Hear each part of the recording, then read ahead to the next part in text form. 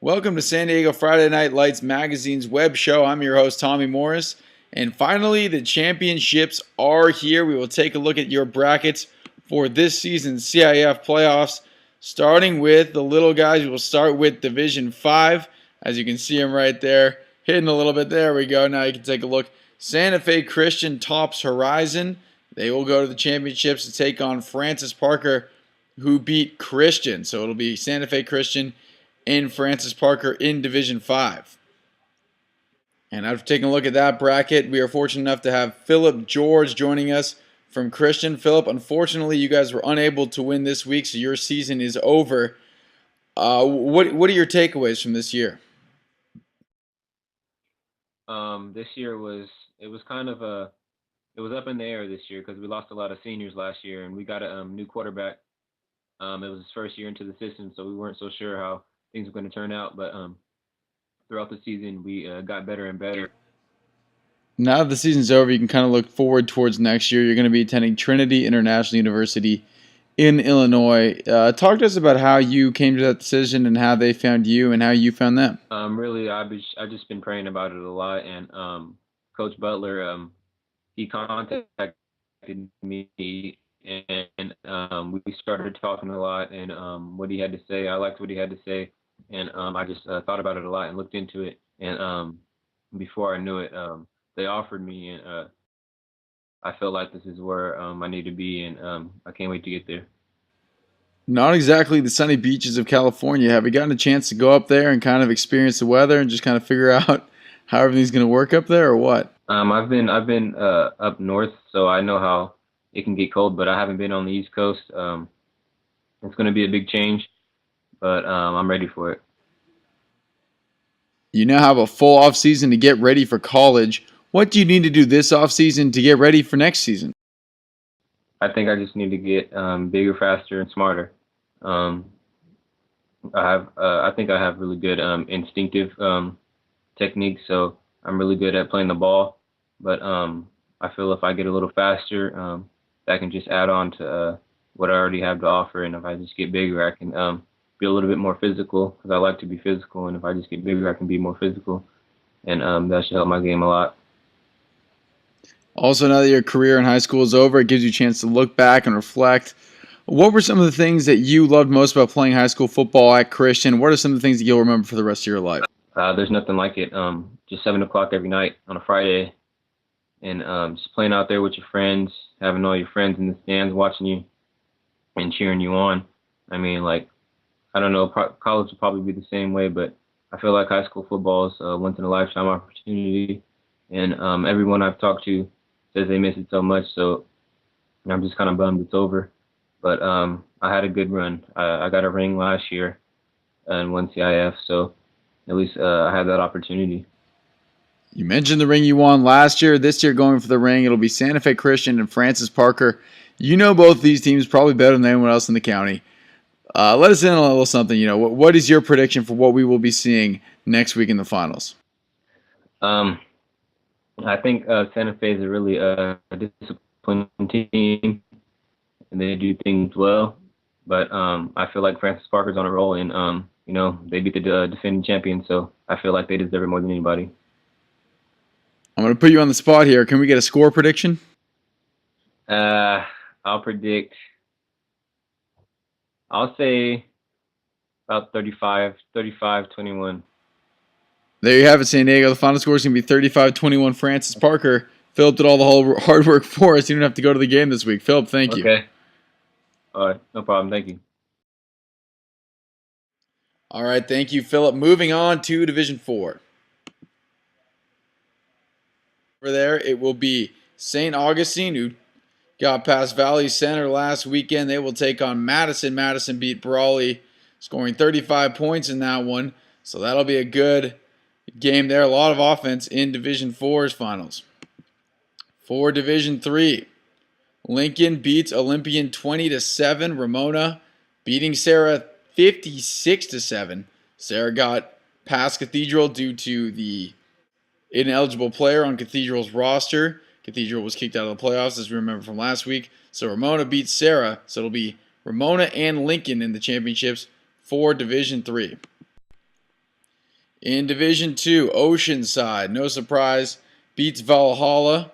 Final score there was 35-28. Very close game though. Poway beats Helix 21-7. They will take on Oceanside. It'll be a very green Division 2 there with Oceanside and Poway meeting up in the finals. And we will now take a look at Division 1. The biggest schools in the county. Mission Hills defeats San Pasqual. They will go to the championship to face Eastlake, who beat Grossmont. Now let's bring back a former player from San Diego after we've revealed all the brackets for you today. It's going to be Garrett Campbell this week coming into us all the way from Peru State. Just ended your junior year. How did you feel about the way things went? Well, this is my first year getting a lot of playing time. I played safety this year, as well with a kick returner, which I've done every year. But it was a good season. We ended 5-6. We had a chance to go on a winning record for the first time since I've been here, but unfortunately it didn't happen. We beat all the teams we were supposed to beat except one, but it's the best season I've had since I've been here. So you were a preseason All-American second team kick returner. You also play some defense. What for you do you like better? What do you think plays to your strengths? I like kick returning best. I mean, I played offense all through high school, so defense is new to me. They just kind of put me there since I started. But kick returning is definitely plays my strengths. I have a lot of speed and vision on the field. And that's the most fun part of the game for me is being able to change the game, which happened here at the last game. Was able to turn the game around and help us win the game. And going back to high school, you went to Foothills Christian, a smaller school. How do you think that helped or hurt you going into the next level? Well, it definitely wasn't the same as going to the bigger schools like Helix or West Hills, Santana, which I think I would have been. My home school was Santana, just because they're bigger schools and more respected among the college coaches when they're looking, and the head coaches are helping out all their players as well. But I learned a lot from Foothills because I was able to do a bunch of positions, learn everything on the field so that I could be a more versatile player. It's just trying to figure out how to put me in the right position, I guess, in college was the biggest challenge. So talk about that a little bit. I guess not something, not a usual transition from a small school to another small school, but kind of far away from home. Maybe you hadn't heard of it going into high school. How did you get hooked up with Peru State, and how did that process work out? Well, it all was through Montel Allen, through MBA recruiting, because I didn't have anywhere to go. I was kind of sending out. I was sending stuff out to like D1 AA schools trying to get their attention, but I just wasn't getting any response. And then Montel, he knew a lot of the coaches out here, so he got me scholarships with a bunch of the schools. A couple of schools actually came to San Diego and visited me, which was pretty awesome. And then I set up a trip, and my dad and I went out and we visited all the schools, and this Peru State just seemed the most convenient, the best fit for me. And so, you able to keep up with the old Foothills Christian crew, or has it been kind of tough while you've been all the way out there? As in the people that are there now, or yeah, everything. The coaches, former teammates, current players now. I'm not able to see a lot of the current guys and coaches and stuff just because I'm not there. I'm not able to go back while they're still in season. Except I was able to go back last year to see a game.